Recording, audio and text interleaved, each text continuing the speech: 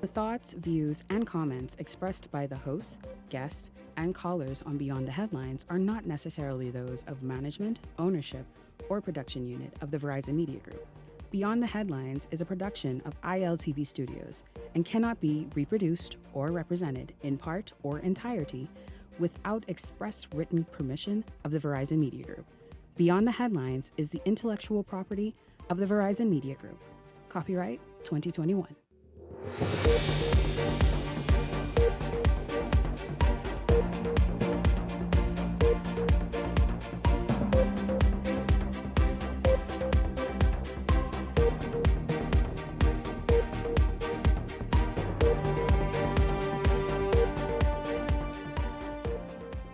Coming up tonight, he was trending most of the weekend because of one photograph. The interest in Robert Caron is at an all-time high. Tonight, we asked the businessman about his desire to run in the Michael seat. Also, we asked him what drew him into politics and about taking a $400 million weather network to Michael. We also talk about Depute Caron's hope to continue a family legacy and more. It's a special Beyond the Headlines tonight. Good evening. I'm Shanique Miller. It's great to have you tuned in. He comes from a media empire, and now Robert Caron is expanding that background into a weather network that's geared towards enhancing weather and aviation services in the Bahamas. It is called the Bahamas Aviation Climate and Severe Weather Network Limited, BASCWIN. The new weather network is to be headquartered in an area of the Bahamas that's long awaited some new economic activity, an area that's excited to see what BASCWIN brings, not just to Michael, but to the Bahamas as a whole.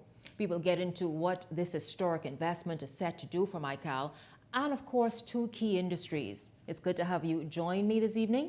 I am Shanique Miller. Welcome to Beyond the Headlines. Let's get started. I'm joined by Michael Strawn, the Group Financial Advisor, and Quincy Roll, the President of Digital Labs at Tribune Media Group, and of course at BASCWIN. Gentlemen, it's good to have you both here. Good evening to both of you. Listen, this is pretty amazing what we're about to discuss, and I'm excited to hear more about it. Of course, we've been hearing about it. We've been seeing the headlines, and so welcome to Beyond the Headlines. It's good to have you both here, and let's just get into it and talk about exactly, number one, what is BASCWIN? Michael, if you can kind of give us an idea, and let's get started. Thanks, Shanique. Thank you for having us here tonight. BASCWIN, Bahamas Aviation Climate and Severe Weather Network, is a Bahamian company that our focus is on aviation weather and weather in general. We signed our heads of agreement with the government of the Bahamas on May 7th this year, and with that, BASCWIN was appointed the Aviation Meteorological Authority. And with that, we are now in the process of setting up the Caribbean's first next-gen meteorological watch office. And what makes it next gen is it exceeds any current standard that it's in existence, and it's powered by a proprietary system that has been in development, that is the brainchild actually of Mr. Robert Caron for the past 7 years, called the WX ScienceNet. And so through that, what we'll be doing is providing some of the most advanced weather reporting, not only for aviation, but the project is so over-engineered, this data is going to be available to our partners at the Bahamas Department of Meteorology, and it'll be able to provide not only aircraft that's transiting through the airspace, but also the general public, more robust and more advanced weather reporting, especially considering the environment that we live in. I absolutely agree with you. I mean, what is the timeline for this? But we'll get to that. Let's just talk about what this is set to do. As you say, it's tremendously enhance weather reporting. We know how so important that is to the Bahamas and the region. You also mentioned that the region will be involved in this somehow. Yes, correct.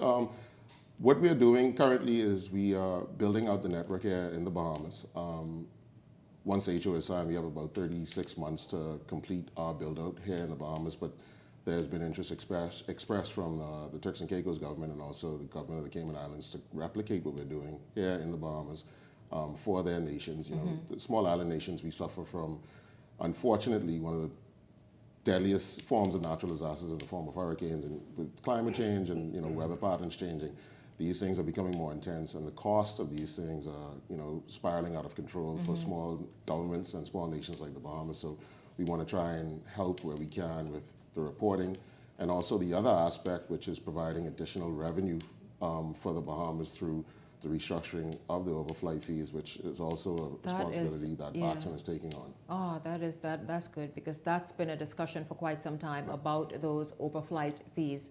How are they collected? Are they being collected? That type thing. But let's just talk more about this. How will this further enhance what it is that the Met Office does? The Met Office, of course, has been around for decades, but of course, as weather systems continue to get stronger, as it gets hotter, and so much more with weather patterns changing, I imagine this is really going to come in quite handy. It will, and the Met Office, as with most government agencies, they're restricted by their financial capabilities. What Boxman is doing, because like I said, the WXNSnet system is so over-engineered, while we're using it for aviation weather, the real-time 3D imaging, coupled with the satellites that we currently have in orbit through our partners at NOAA, Tomorrow.io, and the National Hurricane Center, we're going to be providing eventually to the Met Office hyperlocal forecasting for the general public. We'll data to provide hyperlocal forecasting to the Bahamian public, and that term. Because what does that mean, hyperlocal? So with hyperlocal forecasting, currently right now, we talk about satellite resolution and refresh rates. It's on an average of about 21 kilometers, which means that the satellites take an image every 21 kilometers. The satellites that we currently have in orbit are going to move that refresh rate to 1 kilometer. So every portion of the country is going to be able to have unique weather reports to their neighborhoods, their systems. And so in the case of severe weather that may pop up, if you're in the Eastern Road area, or it can almost pinpoint directly to an area and give the report on that. And those alerts that a flash flood or severe flooding may be coming into that area can be issued so residents can prepare well in advance. Now, Quincy, this also is set to impact or enhance the aviation industry. Can you please speak to that? Yeah, so thank you, Shanique, and good night, Bahamas. So in regards to the aviation sector, what we've also come up with is a carbon credits project, actually, for aviation. You may have heard about seabed and some other areas, concrete and whatnot, but we have actually tackled the aviation space in terms of helping planes save on carbon emissions into the atmosphere. As you know, it is a big deal. So what we've done is developed a system, an actual platform that will help airlines, governments, to understand what is actually happening in the skies. We're actually in real time able to track the flights and actually see on a map while it's moving all of the emissions that are being put out from the plane. When a plane deviates, we can actually calculate anything saved as well. And we're all able to use this because of our very specialized weather technology that is built into Boxman, the Boxman system. So with that, and through our partners, with our own algorithm that we have spent quite a while developing, we are actually able now to present this at the S&P 500 conference last year. And we were invited again. Mike can talk more about that, but we were invited this year as well, to discuss further our plans to move forward with this. Last year at the conference, we won breakout partner, Boxman Tribune Digital Labs, we won breakout partner of the entire conference as the only company in the aviation space that had a solution for both insetting and offsetting in the aviation sector. So that's a big deal for us, especially being from the Bahamas. We're really proud of that, and we're very proud to go back this year and really, really represent the Bahamas in the carbon credit space. That is amazing, because we've heard those buzzwords before, particularly over the last handful of years, carbon credits and all that, airspace and all this stuff. And it's good to know that it's actually being tapped into, and it's something that the Bahamas can take advantage of. Is it set to also benefit the local aviation industry? Yes, so both commercial and non-commercial cargo, it doesn't matter. As long as you're emitting carbon emissions, we can help you with route planning and saving so that you can deviate correctly and in turn be able to earn some carbon credits. So guys, of course, this heads of agreement was signed in May of this year. I called out a huge number, $400 million set for this project. But just kind of break it down for us so that we know exactly what is what, because I understand there's a whole lot more as well that's not being discussed at this moment. Yeah, that's correct. When we signed the heads of agreement, the total cost for the build out of the project is at 427 million, and that's in addition to what we've already spent to date developing the WXNet network and actually getting the project to this point, which is some $30+ million to date. But the overall impact of the project, as far as employment, when the project is fully up and running, we're going to be employing some full-time 800 Bahamians across various portions of the company. A lot of 800. those, yeah. Where is some of this stuff going to be headquartered? The good part about it is that this is going to be something that all of the islands are going to be able to take advantage of. But most importantly, due to the remote and the geographic location of some of the southern islands, and not to segue into the political topic, but it's been the Michael constituency in a sense. We've made several trips down there. There's one of the most important radars in the country that we just got back up and running, is located down there. And, quite frankly speaking, the southern belt is typically the first area to be impacted by storms when hurricanes do roll through the Bahamas. And so the intent is to invest heavily down there in radar infrastructure, sensors infrastructure, and also eventually we're going to be setting up a research lab that is going to be a conduit for educating Bahamians who, at the end of the day, may not have the resources or want to go abroad. We're going to bring that training facility in country to be able to train the next generation of meteorologists, the next generation of EMTs, health services professionals regarding aviation. So this is a whole entire approach, and then it's all sort of going to be centered, while impacting the nation, centered in those 5 islands all the way the southern tip of the nation. Yeah, well, so our corporate headquarters is going to be in Nassau. There is going to be a need to have a hub in the southern islands, just because anyone that's visited down there understands that it's not an easy task to get to the southern islands, to reach the southern islands. And oftentimes, when we go down there and we are starting to do the planning for the project, the sentiment down there, sometimes they feel somewhat forgotten. And so the intent is, out of the $400+ million that the project has a value of, some $100 million of that is going to eventually be invested down there. And we're probably talking about 100 to 150 full-time jobs alone in that area. In that area to begin with. So what is that 100 million going towards? That's going to be going towards infrastructure build out. That's going to be going towards education. That's going to be going towards helping. So anyone who is interested in training, picking up a whole new career, to be highly skilled, whether it's weather, whether it's EMTs, as you said, and various other careers in that wide umbrella, this training is going to be available to them. Yes, most definitely. The main thing is we want to make sure that the project is not inundated with foreign labor. And we understand that right now we're in the precipice of creating a new industry in a sense.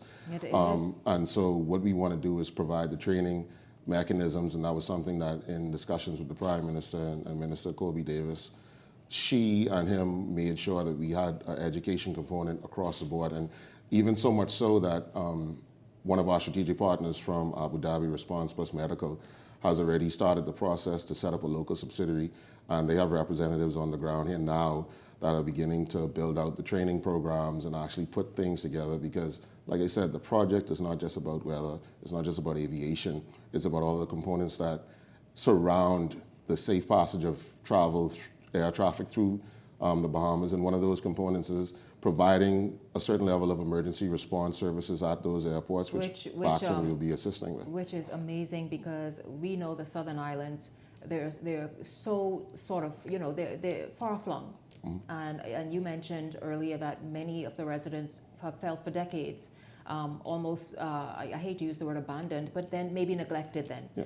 And so this will obviously begin to just bring everybody a bit closer and put into reach, arm's length reach or closer, these vital services. Yeah, most definitely. And the goal is to also not only rejuvenate the economies down there, but we understand that economically, look, we're all Bahamians here, so we're not living in a silo because we're doing this project. We know that overall there is some economic strain that happens with the government having to take on the financial load of supporting these southern islands. So our idea is that, look, if we can be a part of a smaller rejuvenation of it that could drive additional ancillary services back to those islands, then the people will come. And, you know, the old adage of the economy being so Nassau-centric, we want to try and change that to where, you know, everybody can be involved in it. You know, this is really awesome, Michael and Quincy, because the people of Michael, you know, I have followed them, and in every sort of complaint that they have, I've been only too happy to share it with the rest of the nation, to get their voices heard. And they have had quite a number of various complaints, and this is really something that's going to touch them. Now, I want to talk about, because it sounds really good. It sounds good to know that this is what you all are saying and everything, but people like to say, listen, you didn't sign the heads of agreement. You didn't, the ink is dried, basically. What's been happening since May? What is going on? What's the status of what? And what are we talking about in terms of timelines and you know, that kind of thing? Well, I mean, for starters, one common misconception about the project has to be cleared up. You know, the heads of agreement was not us being handed a contract. The heads of agreement is for our company to invest $400 million, and that's something that we're in the process of. Since signing the heads of agreement, we're proud to say that our infrastructure team has been dispatched to the islands and has gotten the Met Office equipment that some of them weren't functioning correctly. We were able to get those up and running. We invested over $1 million in parts and labor to have those done. We're now analyzing upgrading those systems. We've signed an agreement with NOAA, the National Oceanic and Atmospheric Body in the United States. And for the first time in their history, they will be licensing their Advanced Weather Information Processing System, AWIPS, to a foreign and private entity. And what that does is, coupled with the investment that we're making in radars and also infrastructure right now, we'll be able to launch, coming towards the end of the year, our full-scale WXNSnet network. And in the meanwhile, we have also been working with the International Civil Aviation Organization on our proposals and submissions to restructure the overflight fees and also provide the proposal for Met services. This is going to be a reality. This is going to be a thing. We're not going to discuss this another 20 years from now and be like, boy, these overflight fees. No. The reality of it is that, you know, the aviation sector is growing. We've seen all of the announcements of redevelopment of the airports, especially on the Family Islands. Yeah. And, you know, anyone that's worked in the aviation sector, you talk to pilots, you talk to persons that's involved in it, you know, the lack of data and information flying into those airports is a real risk, and that's a part of the reality. And before we experience any catastrophe that can tarnish the reputation of the Bahamas, we want to make sure that we are doing our part to, while these airport redevelopments are going on simultaneously, we're providing the support infrastructure with weather and crash search and rescue response. And, you know, the problem that our government faces that a lot of our counterparts don't face is that the government has to operate and maintain 26 to 28 airports. Some of our Caribbean counterparts have 3 and 4. That's a logistical problem, that's a monetary issue. And so through this agreement, we'll be assisting with lightening that load, that we can, where we can and however we see fit. And also to chime in on that, Shanique, to answer your question about the nowness of this project. Yeah. You know, we have already begun working with the Met Office in terms of helping them, like Mike said, fix the data, fix the radars and AWAS systems, et cetera. But we're also now getting that data into the cloud properly. We're now being able to utilize that data, analyze it through various systems, and be able to then push that data into models. And in those models is how you're able to then help with other projects, like carbon credits, for example, to be able to help pilots and air traffic control understand what is actually happening up there closer with a more advanced radar system or satellite system than what they may have in their cockpit. This is really awesome. Yeah. It's good news, quite frankly. I'm so happy to be speaking about this project after hearing so much about it. I'm happy, of course, this is a special Beyond the Headlines. We're talking about an economy that's burgeoning in the southern Bahamas, the Maikal area. And these gentlemen are here to talk about that $400 million project and how it is going to impact not just Maikal, but the entire nation, and of course our aviation industry, our weather, Met Office as well. And we are certainly intrigued to learn more. We're going to take a first break this evening and come back with more of Beyond the Headlines right after this. Stay close.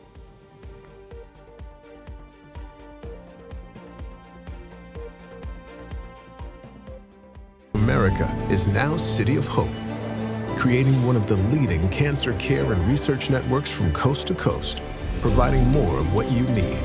More locations means more care closer to home. More specialists means more expertise. More research means more breakthroughs.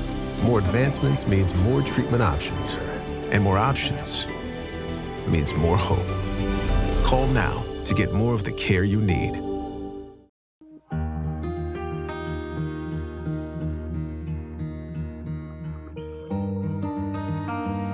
You work hard to provide for and protect the ones you love. However, life can present unexpected challenges. Who you call in times of need matters. Insurance Management is a Bahamian-owned company that has been serving our community for over 40 years, offering a wide range of coverage for all of your personal, professional, and commercial needs. When life happens, rest easy knowing that our skilled and experienced agents are there for you in your time of need, so that you can get back to what matters most. Insurance Management. Nobody does it better. This year marks a milestone. The OWN Foundation is celebrating 10 years of impact, innovation, and inspiration. Join us for OWN Talks, September 12th at the Atlantis Resort, Paradise Island at 7 p.m. for a transformative experience under the theme, Activate. Taking the stage are world-renowned leaders and visionaries. Sebastian Bastian, visionary entrepreneur, philanthropist, and CEO of Island Luck and Weiss Technology Group. Barbara Corcoran, legendary real estate mogul, entrepreneur, investor, and star of Shark Tank. Vusi Thembekwayo, global business strategist, venture capitalist, and one of Africa's most influential thought leaders. Be part of this unforgettable evening as the OWN Foundation celebrates a decade of purpose and progress. And together, we activate the future.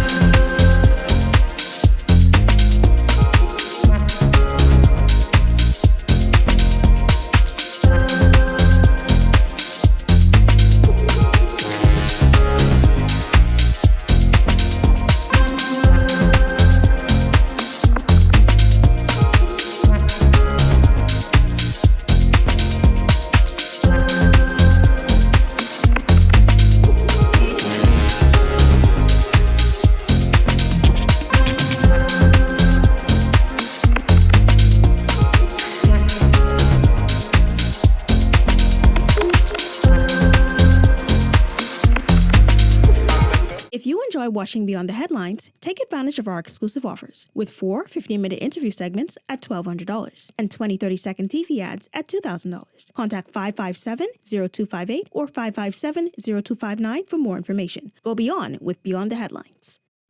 This segment is brought to you by EV Motors Fleet Sales Division. For 2026 commercial vehicles, call 821-2403 today.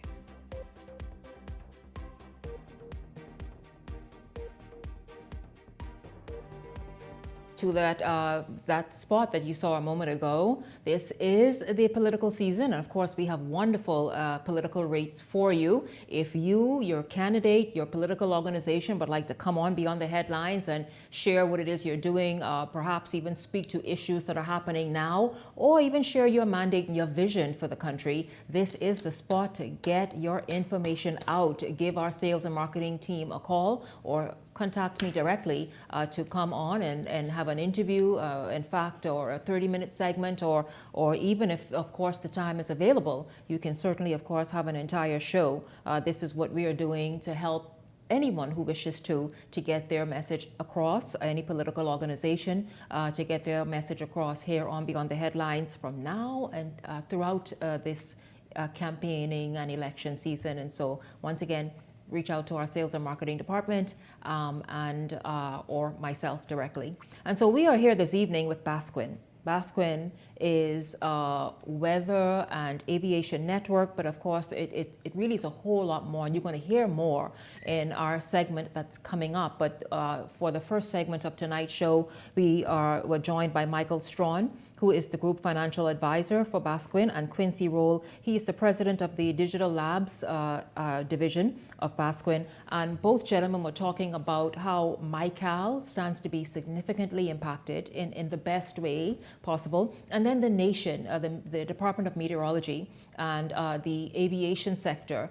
all very, very important guys. We know what it is. Again, we are very hopeful this hurricane season, but again, this weather network that is unique even for the entire region is something that's aimed to just help forecasters and newly trained ones that's about to come on stream along with this project to better be able to give us the weather. Eh?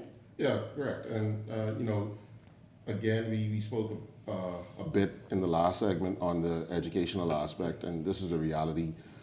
Is that even with the Department of Meteorology, they're not staffed at the level with meteorologists that they need to, and a lot of it is either because of lack of training, opportunities, financial constraints and whatnot. And we had the pleasure last month at the launch of the 3rd annual Med Cadet program with the Ministry of Energy and Transport and Department of Meteorology to announce that in the first wave of scholarships we'll be providing $10,000, $25,000 scholarships to young persons that are interested in atmospheric sciences. And a part of that is strategic partnerships with the Metropolitan State University Corporation for Atmospheric Research in Colorado, UCAR, and locally using the Bahamas Baptist University College and UB as training conduits to allow younger persons that's interested in getting into this sector easier path. And from the aviation meteorology side for Basquin, we're going to need about 130 meteorologists alone. And we want to help build out capacity not only for us, but also for the forecast office, because, Basquin is not taking over any of the forecasting responsibility of the Met Office. They're remaining a sovereign entity. Our job is to collaborate and work with them and to help build out capacity and infrastructure that right there is incredible. I mean, in excess of 100 new meteorologists will be brought on stream. Yes. And so eventually what we want to do is, obviously, to start off, we're going to be relying on a mix of local and foreign capacity. But our intent is by year 5 to have our meteorological watch office fully staffed by Bahamians. And all of the ancillary jobs that comes with that, we're going to need radar technicians, we're going to need persons in IT, and we're going to need persons in the corporate side of it. And also from the media standpoint, the reality of it is the roots of our company was founded by someone that is well known to be a media person. And so, his vision, while bringing this portion of the business to life, has always been the fact that it's going to be coupled with a media aspect wherever we can. And Quincy and his team over at Digital Labs is feverishly working on the commercial side of the business on several projects. Some of the local populace already subscribed to the daily e-planners that our team is producing and will continue to produce and put out there. And so again, and Mike, just to chime in quickly while you're still on that point, in terms of needing the personnel, you probably heard what he said, but it didn't really sink in. In other words, there is a need for personnel, skilled personnel in the country to fill these jobs. There are jobs, but there needs to be people to fill it.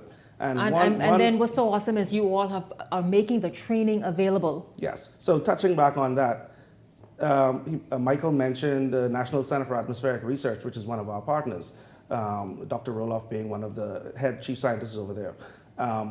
And they have a program, and Bahamas, listen to me tonight. They have a program, it's called, NCAR has a program called UCAR, which is the university arm, okay? These guys literally provide free courses in atmospheric research. I've taken one of them. I've taken a flash flood course, just to see how it would be, and I got a certificate.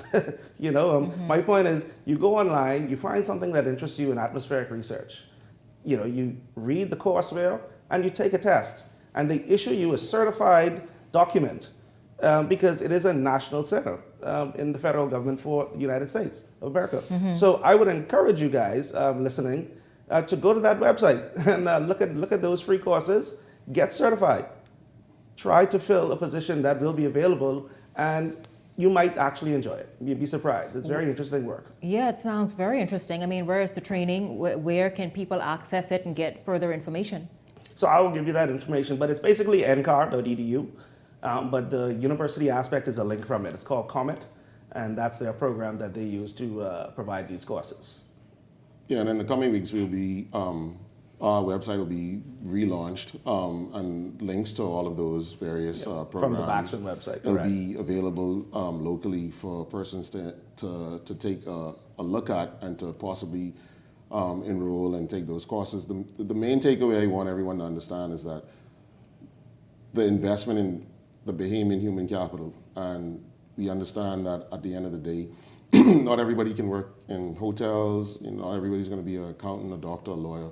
But there are a lot of talented Bahamians out there that have gifts that are in the engineering field, in the atmospheric research field, that they don't even know that this is a lucrative field to get into. And so with a project of this scale, we want to ensure that Bahamians, but young Bahamians also, are afforded the opportunity to have a career, a livable wage, and also add value to the Bahamian economy and eventually the country. I mean, it's further obviously expanding a niche industry in meteorology, but all the other things that come with that. And so it's really awesome to see how this is further expanding. We always talk about diversifying the economy, diversifying so that people can find wonderful jobs and unique skills that they perhaps didn't know they have. This is something that's going to be available to anyone who has an interest. As you said, Quincy, you took with one of the free courses available. Yep, flash flood. And I learned about burn scars. Never heard that term before taking the course, but you learn a lot about how, nothing just happens. But you learn and you can see the signs and you can actually help prevent it. That's a part of the goal at Baxton. Yeah. Let's talk about the global response. You mentioned that this will also have regional impact, which is quite significant. It's something that's even unique in the region already. What has been the global response and sort of willingness to work along with? Well, from the carbon credit standpoint, Baxton had a whole booth set up at the S&P 500 conference last year in Barcelona. Both myself, Michael, and a few others would have attended that conference. And we would have had panel discussions and also spoke in different areas regarding the carbon credits project and what Baxton is doing. So the response from the S&P 500, that's a global market. And their global carbon credits market, markets it was phenomenal to attend. And we got such great feedback from Indonesia. I mean, from all over the world, countries all over the world. They came, they lined up to talk with us about what we're doing in the country. And a lot of them really couldn't believe it. They really were very shocked to, I don't know why, but, they were shocked to believe. They don't expect a small island nation I know, right? to be leading the way like this. So when they saw what we were doing and they saw the credentials behind it, they saw what was actually out, they saw the paper clippings, they saw this stuff. They were just amazed that a company from a small country like the Bahamas, in population that is, could present something like this to the world. And I think Baxton, outside of that, we've traveled to other places as well, where the company has been represented greatly, and the response is always very good. Yeah, and then further to what Quincy is saying, when the carbon credits platform is launched and fully rolled out at the end of this year, the Bahamas will be only the third nation that would be able to offer certified aviation carbon credits. And that's a monumental achievement because the only other two countries that are doing it based on their forestry and natural resources, and we're taking advantage of the biggest replenishable resource we have, which is our airspace. In addition to that, in our extensive travels with partners in Abu Dhabi, Dubai, we've had interest from the civil aviation in Kenya, and I actually just had a call on Thursday past with the civil aviation body in Botswana that wanted us to advise on how to set up the meteorological watch office, how to restructure their overflight fees and whatnot. So the global landscape has been more than welcoming. I think a lot of it had to do with the fact that as Quincy alluded to, a small island nation was able to push something like this out and be able to hold its own on a global stage. And to talk about Barcelona, we're the keynote company that's going to be presenting this year at GCM 2025. And, we fully buy into what the Prime Minister is trying to do with the green economy and the climate change. And even with our discussions with him, it was something that he was taken aback by, that, you had two young Bahamians that actually took the lead on something like this and able to develop what they intend to call a groundbreaking platform for and global implications outside of the Baxman project.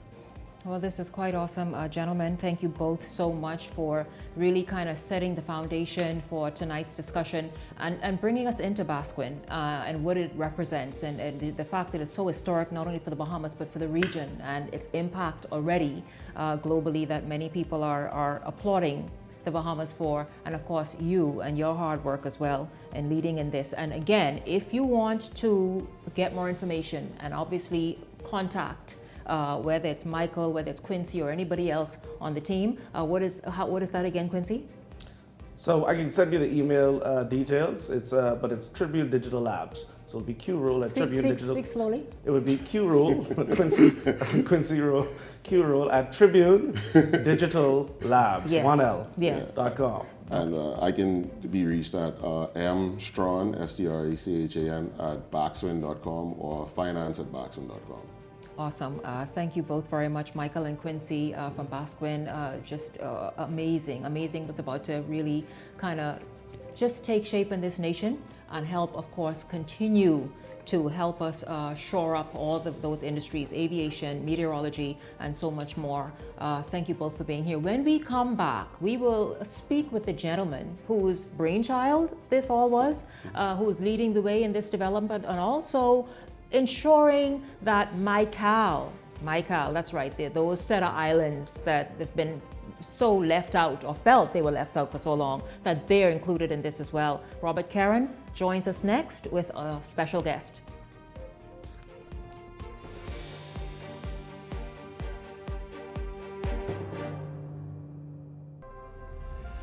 The Bahamas is the premier destination for fly fishing because of its unique geography. We've got the third largest barrier reef in the world in the Bahamas. We have the largest aggregation of mangroves in the Western Hemisphere. Which simply means we've got the largest marine biodiversity than anywhere else in the world. I am unapologetic about Bahamians being owners in our #1 industry. We should not just say it, we should have it enacted into certain policies. The Bahamas Fly Fishing Industry Association was instrumental in the 2017 sports fishing legislation. Anyone fishing in the Bahamas who's going to be guiding has to be certified and licensed, and thirdly, they have to be a Bahamian. And that is historic in that a model of conservation and a model for Bahamianization has been legislated, the only one in the country. But it also gives Bahamians the opportunity with a sense of pride to know that at the end of the day, I'm contributing to the development of my country and something they can pass on for generations. The out island of Bahamas, there are no other alternative industry that generates the kind of revenue that fly fishing does. The entire community benefits. I would always encourage the tourists, people who want to fish, hire a local guide. The guides in the Bahamas are some of the best trained fly fishing guides in the world. You know it because you see the results in terms of the kinds of fishing they're doing. They're catching the largest bonefish, the largest tarpon, largest permit. That is unique. So this is the lure to all the anglers internationally coming who thinks of the Bahamas as #1 destination for fly fishing in saltwater. I'm really excited about this initiative that SPTC has brought forth for the fishermen. If you have great guides and terrible boats and engines and nothing working and all this, you could be the best in the world. And people still have a terrible experience because they could not have a good day on the water. I think one of the greatest things is to have access to quality capital, but not only having access to the capital, but terms and conditions to the capital, so we encourage growth and expansion of the industry and professionalism within the industry because of the resources being at hand and having proper guidance. It'll be a greater impact and they'll have a better experience. And I foresee it being an opportunity that the guys are taking advantage of in terms of the opportunities for education, awareness, and resources. You always need to advise people, inform them, and then equip them. And so I think this process is essential because it allows those skill sets that are needed in a changing economy and environment, how they could then keep up with operating their small business.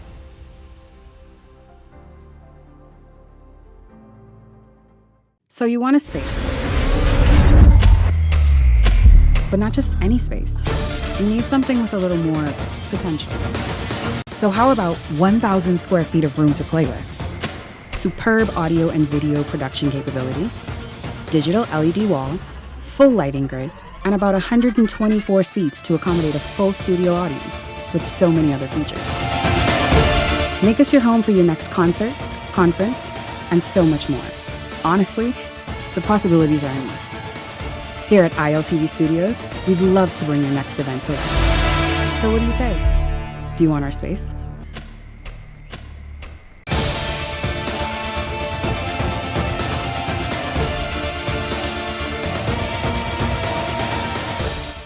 If you enjoy watching Beyond the Headlines, take advantage of our exclusive offers with 4 15-minute interview segments at $1,200 and 20 30-second TV ads at $2,000. Contact 557-0258 or 557-0259 for more information. Go beyond with Beyond the Headlines. This segment is brought to you by EV Motors Fleet Sales Division. For 2026 commercial vehicles, call 821-2403 today.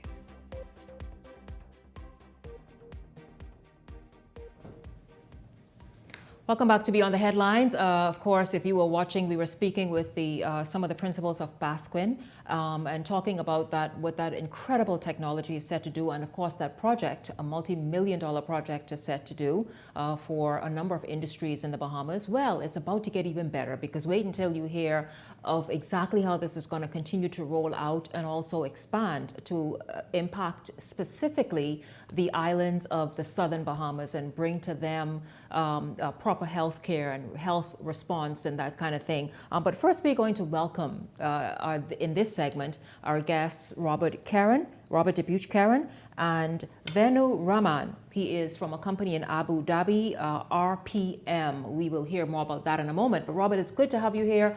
Certainly, of course, you trended over the weekend. I imagine you know why. Robert is an aspirant for the Maikal constituency, and he was one of many persons who attended the aspirant module at the Progressive Liberal Party's event this weekend. In fact, let me show you the picture that caused him to trend. Justin, if you can pull that picture up, and maybe Robert could just briefly explain it. Justin, if you can pull that picture up. I'm waiting for the picture. But Robert, let's just talk about when, I'll tell you this, and so many people are intrigued, quite intrigued. There's the picture. Maybe we can start there. Can you explain that picture that stunned the nation and went viral? Yeah, that's a well, thank you for having me. Yes, good to have you. Great to see you again. That's a picture of my good friend Leslie, and since the aspirants modules were in his father's building, so to speak, he decided to walk me in the doors, and that was basically it. I didn't realize it was going to go so viral that it did, but we've been good friends for many years. Well, it's quite historic, and we don't even have the time to get into all the history of why that picture is so special. To see the son of the father of the nation walking Robert DePuch Karen into PLP headquarters during the aspirants weekend, module weekend, was quite significant, and many people felt and thought that way. But let's just talk about you, Robert. You have political aspirations. I imagine maybe that was surprising to your friends, or maybe not. But you come from generations of persons who've served in the Maikal constituency. For example, 5 generations of DePuch have served in the House of Assembly over many decades. I think you're Joseph DePuch, Sir Etienne DePuch, the Honorable Eugene DePuch, Bernard DePuch. Let's see who else. Pierre DePuch. Robert, you want to be number 6? I'm trying. Yes, I would. I'd like to continue the legacy of service above self, and I think that the family has a great deal to offer in these regards. And so it wasn't really my intention, but when I went down there, my mother wisely said that this would happen, and here we are today. Ms. Karen predicted that. By the way, I'll tell you, the Tribune, a media group, was my first job when I got back from school, and so this is why I'm smiling, because like I feel like I know them all. I know him and his mom and the family quite well. So I apologize. I forgot to say hello. Mum, I apologize. I was supposed to. There you go. Hello, Ms. Karen. Hello to you. So Robert, let's just talk about why the PLP. Well, I think it was just an opportunity that fell in my lap, because when we went down to share about the project and the islands, I would say a lot of the family islands, but in particular Michael, I would call it on life support basically, and the people were so enthusiastic about the project that it became a natural evolution. And they petitioned that I would consider, and I said I'd be honored to take that opportunity. I just want to say one thing. There's more than myself an aspirant to do this, and it is very important, I think, for us Bahamians to realize that we have something that billions of people in the world fight for, some die for, and that is freedom of speech. Mm-hmm. And in freedom of speech, we live it every day. You would have known it at the Tribune. Freedom of speech can be hurtful, it can be hateful, it can be that to which you actually despise. But in order to be free, people have to have their opinions. The second thing is we get to decide who represents us, or at least in theory. And I think it's very important for not only Michael, but all the constituencies to have a choice. We have a choice in who is elected. And the one thing I hoped that maybe the picture of Leslie, you can be from two political points of view, but we're Bahamians. Mm-hmm. And I think my passport says Bahamian. It doesn't say how you voted. And I think that moving forward, the country faces such existential threats that we need to come together at some points. Mm-hmm. We can fight over certain things, but we really need to come forward and change the dynamic and change how we approach. And that was my thoughts. Yeah. What can the people of Michael, I mean, we already see, I've heard from them, because I'll tell you, I've followed Michael since I sat in this chair. They've reached out to me. They have complained about any number of things. And so, I've followed them over the years, whether it was, whatever it is, road issues, airports, whatever it is. And so obviously I was kept up to date on this as well, or this development. What more can they expect from you? In those 5 islands? Well, the first thing is the islands are very unique. Each one is very unique. And I think, and I thank you to BJ Moss for taking me down there and reintroducing me again, and for all the Anita, Tim, Boyd and Pops and everybody down there. And I think what is important is that we have to decide how we're going to reinvigorate those islands. It cannot continue as it is. No. When my grandfather bought Mayaguana into the Bahamas in 1962, it had 3,896 registered voters, a population of about 9,000. Today, they tell me it's 267 on a good day. Mm-hmm. I don't think the Southern Islands, and indeed many of the family islands, can continue like that. They lack streetlights, they lack, in some instances, they don't have food stores, they don't have pharmacies, mm-hmm. they don't have ATMs, they don't have banks, they don't have running water. We've got all these issues, and the government can't do it all. The government is not the place of first resort, it's the place of last resort. Mm-hmm. So I hope that this project, and you heard from some of our fine young guys, mm-hmm. I'm going to use young guys there, but they're doing a wonderful job. We have with us also in the studio Vanu, who from Response Plus, to talk about the medical that we'll be doing down there. Mm-hmm. But I hope that this will generate more Bahamians to invest in our country, into our family islands, because otherwise they face a bleak future. And I, for some place that has visited since I was 8 years old, I was going to get to that in a moment, because we need to get to Venu in a second. But I want to talk about that. Michael is not strange to you. You are no stranger to Michael. You went there as a kid with your uncles, your grandfather, who represented the various islands in Michael at the time, which were kind of separated. Correct. As a constituency. Correct. So my grandfather represented Mayaguana, my uncles represented Nagwa. Then Crooked Island was together in Auckland. So they were not as they are today. But overall, for about 35 years, they represented down there in one way or another. And then you had Eugene DePuch who was obviously was very instrumental in the Prime Minister's law. And obviously the same issues that they face down there, we face. You need to have medical services, you need to have airports, you need to have emergency management services if you want to have any type of residential community. And without that, I don't think that any of the Family Islands have a hope. And the future of the nation, I would say, in tourism and everything else is in these islands. They have some amazing, beautiful places. They absolutely do. And topics. Yeah, they do. Before we get to Venu and what awesome services he's going to be bringing to Michael in particular, I just want to say to you that the F&M aspirant for Freetown, Anthony Blue Johnson, says to tell his brother he wishes you, he's first of all proud of you, he wishes you the best success as you move towards gaining the nomination for Michael, and he wishes you just very, very successful, and he hopes that you actually get it, he says. So I just wanted you to know that, because he told me, don't forget to say that, Shanique. Thank you, Blue. Thank you, my brother. Let's talk about Venu. Venu is going to play, and his company RPM out of Abu Dhabi is going to play an incredible and very, very important role in what you hope and what you envision happening in Michael. That's correct, yes. So one of the, in signing the HOA, and one of the responsibilities is live flight tracking, because we don't have that in the Bahamas. We don't have crash search and rescue coordination, and we need real-time meteorological weather services. These are requirements for the safe, efficient passage of every plane that goes over it. The Bahamas is the 6th largest gateway in the world. And so I was very fortunate to, the late Dr. Chalapa, he was the chairman of Johns Hopkins. When I was walking there when my son was dying, I was walking around the halls, and he joined me, and he said, whenever you're ready for your project, I have the perfect man.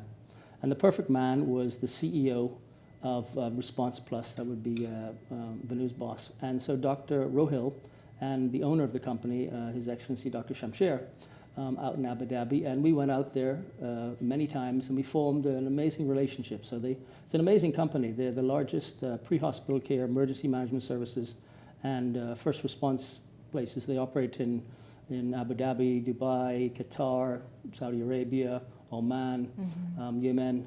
And so we went out, we verified their services, and as part of the overflight fees, you need to have, if you're injured in a plane crash, the firemen put out the flames, but someone needs to take you, treat you.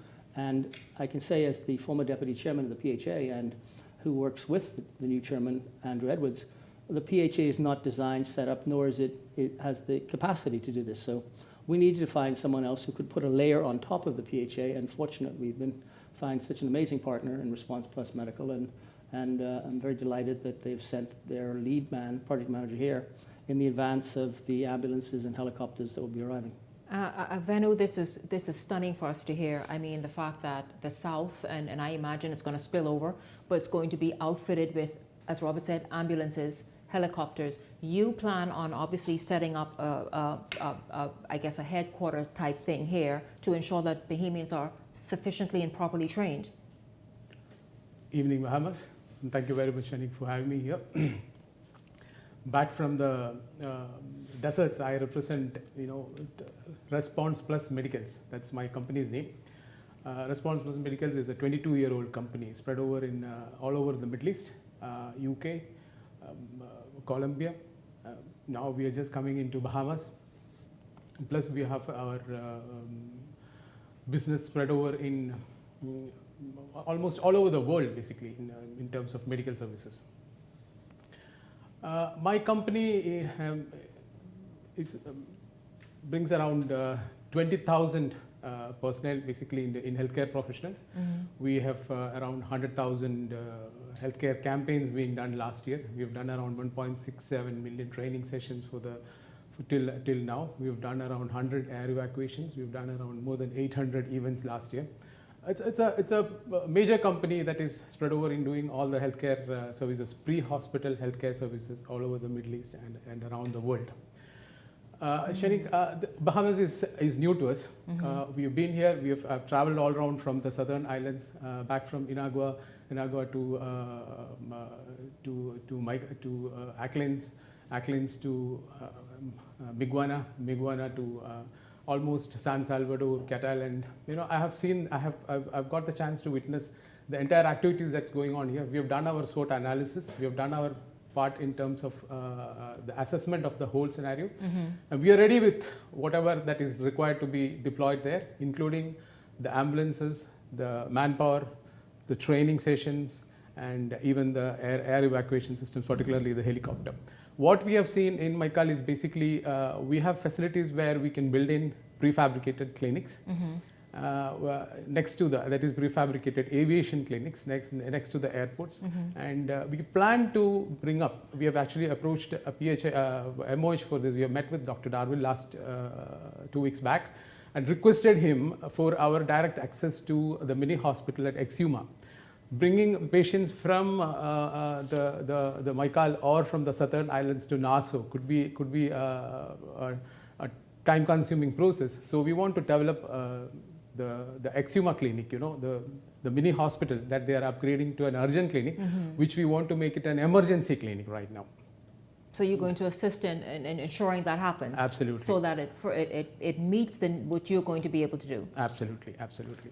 So just to clarify, so the quality of care that required for aviation related is trauma, burns, and ICU, which is not a community clinic as the PHA or the Department of Public Health. So, as Venu wisely said, Megawana and those guys are 480 plus miles away.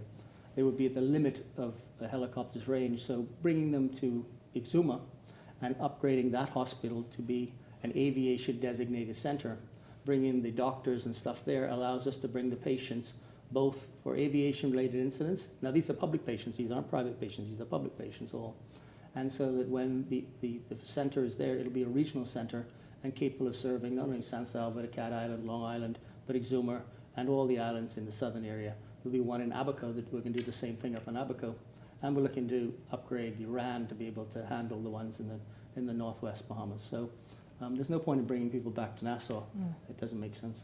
Would it also be available to persons just for other healthcare needs? Shani, see, aviation healthcare and aviation emergency services will happen only as and when some incident happens.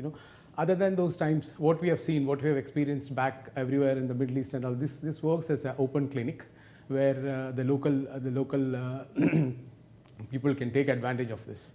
So we will equally develop these clinics to cater to the local staff, local people around in and around the island too. But our major focus will be only on the aviation sector. I understand that you are also in the process of having several ambulances taken to Maikal? Yes, we have actually, we have already placed orders for 6 ambulances to reach most probably before Christmas, close to November. Ambulances along with the manpower, that is the EMTs and paramedics also will arrive during that time. We hope to start our Maikal business primarily in Cat Island, Acklins and Megawana, latest before the Christmas itself. Sounds awesome. Robert, I'd like for you, as we wrap up this evening, for you to perhaps speak to the people of Megawana, the people of Maikal. Why am I pointing out one area? But the people of Maikal to perhaps, I don't know, make a pitch, whatever it is you would like to say. Well, thank you for the opportunity, and good evening, Maikal, especially. I know that as Backswin comes down there and tries to make an impact and a change in the lives of not only yourselves, but in the Family Island citizens, I think the one thing that we need to always take in mind is that we are all Bahamians, and it is incumbent upon us and myself, and I take the task that if I choose or was chosen to represent you, that is a task of a legacy of 5 generations. It is a loyalty to yourselves and to the residents of the other islands, and the project will make a significant difference in your lives with respect to your healthcare, with respect to your aviation. But it is not a magic wand that you can just wave. We were going to be building houses. We will need construction guys. But we're going to also need, there's opportunities for other people. So there's opportunities for technicians. I know there's someone who retired from Banza who is put in there to do radars. We're going to need IT specialists. We're going to need people, drivers. We're going to need all sorts of things. So it's a community that can make it work. But it can only work if you want it to work. And I do hope, and I sincerely hope, that you will believe that Baxman will deliver what it says, because failure is not an option. And that in the grand scheme of life, you have a choice. And that if you do choose me, know this, you will get 100% from me, like the rest of my team know, every single day for the rest of my life. So I will always love it, even if you choose someone else, which I hope you won't, but I will always be down there as I have been. Probably my 60th or 70th time I've been down there, first when I was 8 years old. So it is in my heart, and is the rest of the family islands as well. So it is up to you to make that choice, and whatever choice you do, I will be happy with the choice you make. I thank you very much, Robert Depuch-Karen, the chief principal at Basquin, and all that comes with that, as well as Venu Rahman, who is from RPM out of Abu Dhabi, who is here in the Bahamas to help make some things happen, some amazing things in the aviation sector, and of course, just also making healthcare, just the access available to people in the southern islands, which is so amazing.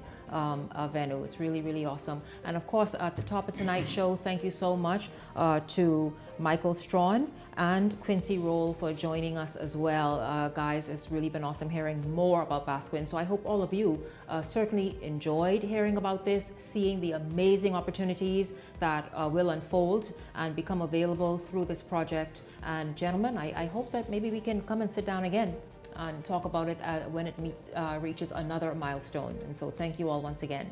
I thank you for tuning in this evening. I certainly enjoyed having you along. I look forward to seeing you right back here tomorrow evening. For the entire Beyond the Headlines team, I'm Shanique Miller. Make it a great evening, everyone.